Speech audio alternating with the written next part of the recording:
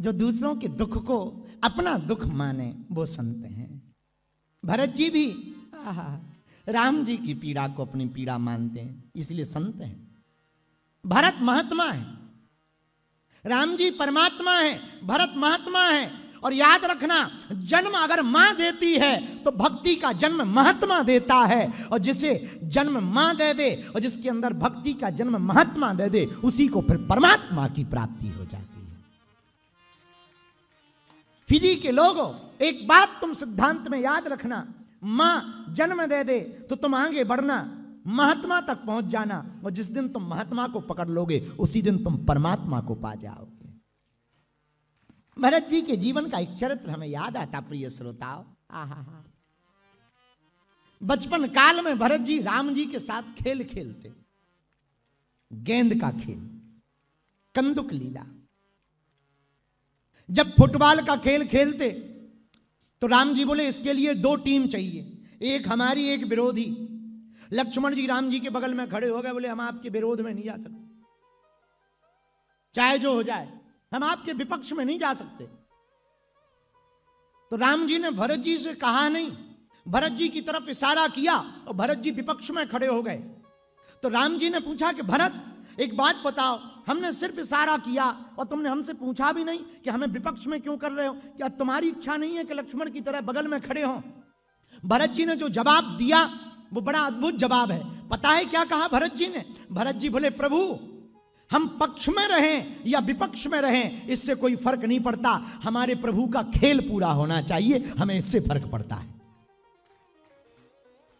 ये है भरत, ये है भरत का चरित्र, भरत जैसा चरित्र। इसलिए मेरे पागलों, हम ये बात अगर आज की कथा में बोले तो अतिशयोक्ति नहीं, भारत अगर भारत है तो भरत के प्रेम के कारण भारत है। ये एक तो एक भारत का नाम भी भरत के नाम से ही पड़ा, लेकिन वो दूसरे भरत, ये दूसरे भरत। वो भरत जो थे वो सिंहों, बचपन में ही सिंह के दांत गिन लेते थे, कितने वीर थे। पर भारत अगर भारत है तो भरत के कारण भारत है। और मेरे पागलों, भाई जैसा प्रेम देखना है तो भरत का देखना। राम जी के विरोध में खड़े हो गए भरत जी, और पता है भरत जी ने क्या कहा? बोले प्रभु, हमें पक्ष या विपक्ष से कोई मतलब नहीं, तुम्हारे खेल से मतलब है, लेकिन एक जो हमें फायदा है वो लक्ष्मण को भी नहीं। राम जी बोले क्या? भरत जी हाथ जोड़ के बोले सरकार, लक्ष्मण जी बगल में खड़े तो वो तुम्हारी साइड को देख पा रहे हैं, हम सामने खड़े आपके पूरे स्वरूप के दर्शन कर पा रहे हैं। अब इससे बेहतर विपक्ष में क्या होगा जिसे आपके दर्शन हो गए, आपके हमें संपूर्ण दर्शन हो रहे हैं, ऐसे किसी को दर्शन नहीं हो रहे हैं, इसलिए हमें आपका विपक्ष में रहना ठीक है।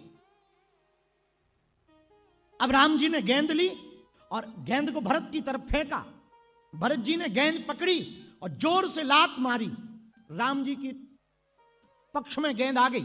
और राम जी के पक्ष में जैसे गेंद आई तो लक्ष्मण जी बोले आप भी मारो, राम जी बोले नहीं नहीं, अब भरत ने इतनी जोर से मेहनत की है, अब अपनी तरफ से भी गेंद को फेंकना नहीं चाहिए। राम जी ने गेंद उठाई और सीने से लगा ली, और जैसे ही सीने से लगाई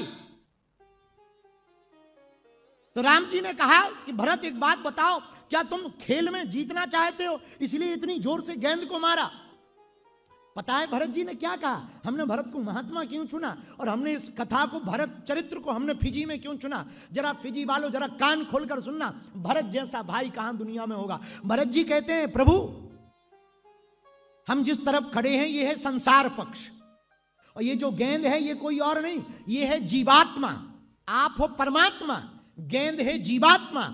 जीवात्मा अगर हमारी पाली में रहेगी तो लातें ही खाती रहेगी, अगर तुम्हारी पाली में चली जाएगी तो जीवात्मा का उद्धार हो जाएगा। लक्ष्मण जी बोले भैया बुरा ना मानो तो एक बात बोलूं? राम जी बोले बोलो। बोले भरत जी ने इतनी जोर से गेंद को फेंका है, आप भी जोर से मार दो। राम जी ने पता है क्या कहा? राम जी बोले लक्ष्मण, कोई और गेंद को मारता तो हम जरूर गेंद को रिटर्न करते, बड़ी तेज गति से मारते, पर भरत जैसा महात्मा किसी को अगर हमारे पास भेज दे तो हमारी हिम्मत नहीं पड़ती है कि उसको वापस कर दिया जाए।